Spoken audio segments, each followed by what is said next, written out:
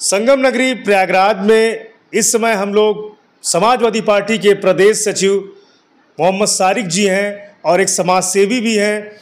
और इनका जो है कोरोना रहा हो, बाढ़ के समय ये सदैव जो है गरीब असहाय और सभी लोगों की मदद के लिए बढ़ चढ़कर आगे आते हैं। और इस समय हम मोहम्मद सारिक जी के पास हैं और ये जानने की कोशिश करेंगे जो वक्त विधेयक आया हुआ है इसको लेकर के इनकी क्या राय है। और सबसे पहले हम जो ईद और नवरात्र का महीना चल रहा है और नया वर्ष भी है, ये प्रयागराज वासियों को, पार्टी कार्यकर्ताओं को किस तरह से शुभकामना देते हैं, परिचय दीजिए अपना।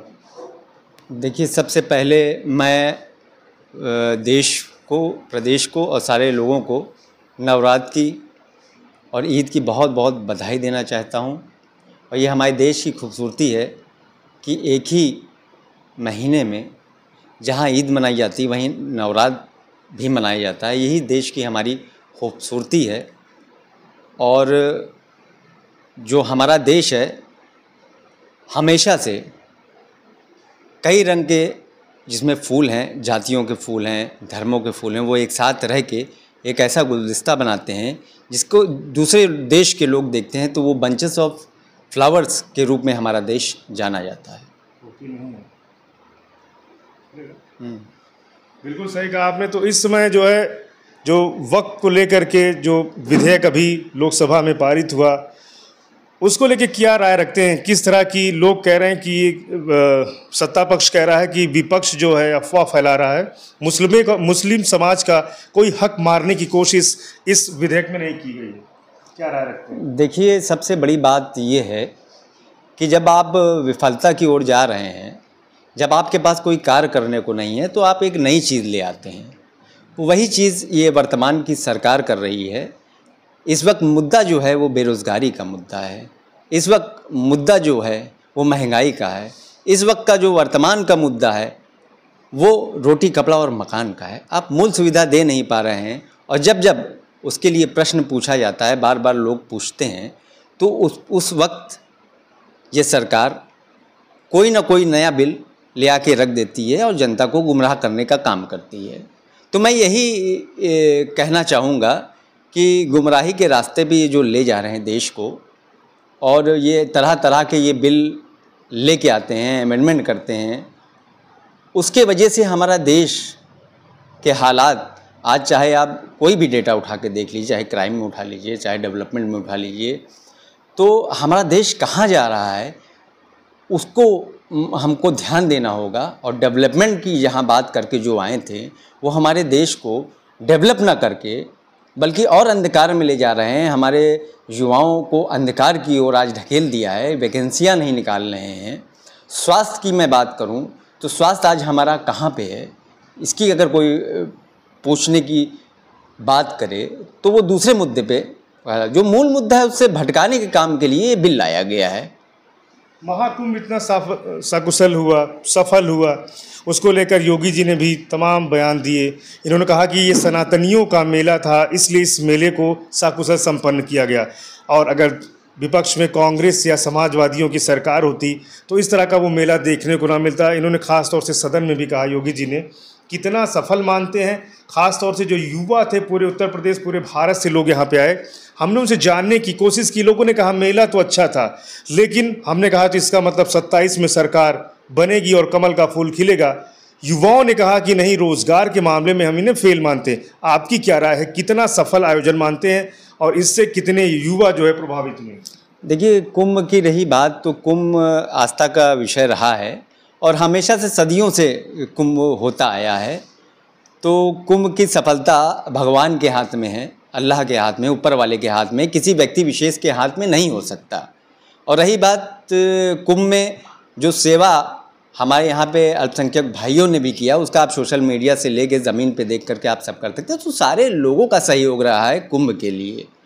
और जो अव्यवस्था फैली हुई है वो किसी से छुपी नहीं है, कहाँ क्या हुआ सबको मालूम है। लेकिन कुंभ संपन्न हो गया, उसमें समाजवादी पार्टी के लोगों को, अल्पसंख्यक भाइयों को, ख़ास तौर से उन लोगों को जिनको मना किया गया था, उन्होंने अपने घर के दरवाजे खोल दिए। हमारे यहाँ भी मस्जिदें थीं, उसके दरवाजे खुले, शौच के लिए खुला, मेरे घर खुले, समाजवादी पार्टी का ये ऑफिस रहा, ये भी खुला। तो कहीं ना कहीं कुंभ के में आए हुए श्रद्धालुओं का हम लोग ने अपना दरवाज़ा खोल के स्वागत किया, क्योंकि कुंभ ये पहली बार नहीं हो रहा है, सदियों से चला आ रहा है, तो हमेशा से यहाँ पे दरवाज़ा खुलता चला आया, हमेशा खुला है। भाईचारे का पैगाम देने का काम गंगा जमुनी तहजीब थी, यहाँ प्रयागराज के लोगों ने सदैव किया है।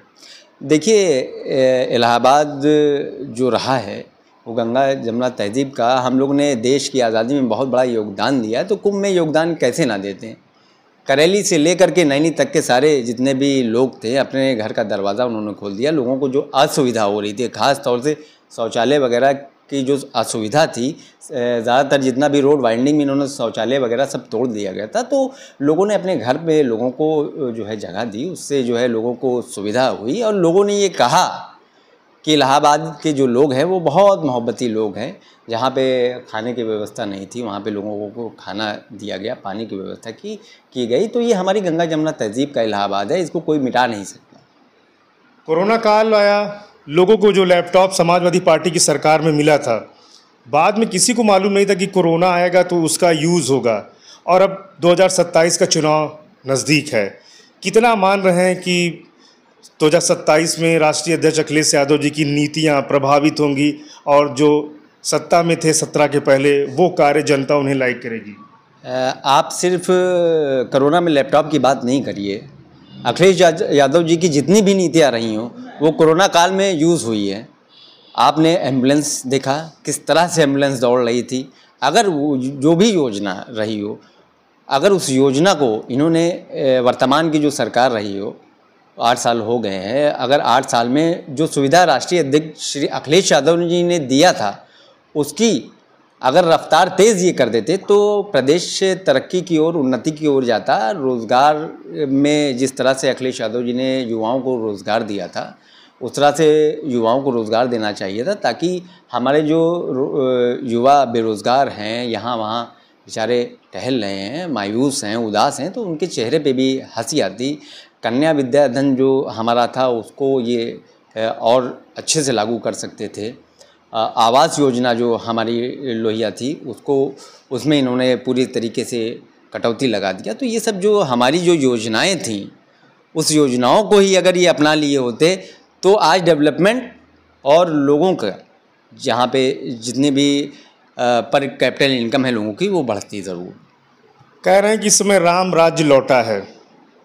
इन 8 सालों में उपलब्धियां गिनाई जा रही हैं, जश्न मनाया जा रहा है और ये बताया जा रहा है कि जो समाजवादी पार्टी की सरकार में नहीं हुआ वो भाजपा की सरकार में, प्रदेश की योगी सरकार में हुआ है, विकास के पथ पर दौड़ रहा है। और आप मान रहे हैं कि इन 8 सालों में क्राइम का ग्राफ कह रहे हैं कि घटा है, लेकिन आए दिन पेपरों में आप देख सकते हैं कि इनकी घटनाएं उजागर होती। कितना राम राज्य मान रहा है। एनसीआरबी का डेटा आप उठा के देख लीजिए, दूध का दूध पानी हो जाएगा। क्राइम का रेट बढ़ा है कि घटा है ये आपको पता चल जाएगा। और कस्टोडियल डेथ का आप देख लीजिए कि आंकड़े क्या है, दलित उत्पीड़न का देख लीजिए आंकड़े क्या आ रहे हैं। तो कहीं ना कहीं सरकार ने बहुत मायूस लोगों को किया है। और जिस तरह से इनकी नीयत और नीति रही है, तो प्रदेश के युवा को ले लीजिए, बेरोज़गार लोगों को लीजिए, पेंशन की व्यवस्था के हालात देख लीजिए और इंडस्ट्रियल एरिया के हालात देख लीजिए। हमारे यहाँ नैनी में इंडस्ट्रियल एरिया जितनी भी थी वो बंद हो गई है। और सबसे बड़ी चीज़, जब से सरकार आई है और ये कहते हैं कि नेहरू ने क्या किया, तो मैं यही कहना चाहूँगा कि पिछली सरकारों ने जो भी योजनाएं लागू की थी उसको इन्होंने बेचने का काम किया है, कोई नई चीज़ बनाने का काम नहीं किया। ये काफ़ी है बताने के लिए कि इन्होंने क्या काम किया, उन्होंने क्या काम किया, हमने क्या काम किया। और ये फीता काटने वाली सरकार है, हमारी चीज़ों का फीता दोबारा काटा इन्होंने। और इसका जवाब पीडीए देगा।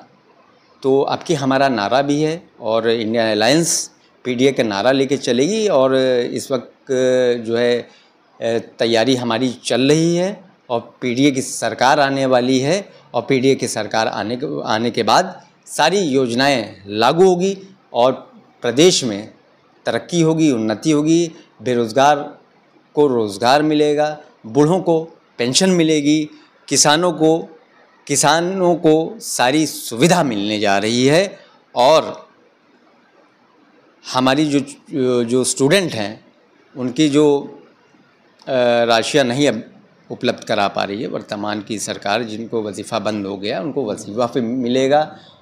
और भी बहुत सी स्कीमें हैं। बिजली की स्कीमें पिछली बार थी, जनता ने हमें जो है बहुत ही अच्छा वोट दिया, और अब की जो है जो नीतियाँ और चीज़ें लेके मैनिफेस्टो जब हमारा आएगा तो लोगों ने जैसे लोकसभा में हमें उत्तर प्रदेश से जिता के भेजा था, वैसे ही 27 में हम लोग जीत के आने वाले हैं। नैनी आपका इंडस्ट्रियल एरिया है, सरस्वती हाईटेक सिटी जो कि उत्तर प्रदेश सरकार में अखिलेश यादव जी ने शुभारंभ किया था, उसका भी जो है कार्य रुका हुआ है। जो भी लोगों ने प्लाट खरीदा, जो वहाँ कारखाने खोलना चाह रहे हैं, अब वो स्थिति हो गई है कि वही अधिकारी बोल रहे हैं कि वहाँ पे उससे ज़्यादा लागत उनको लगानी पड़ेगी।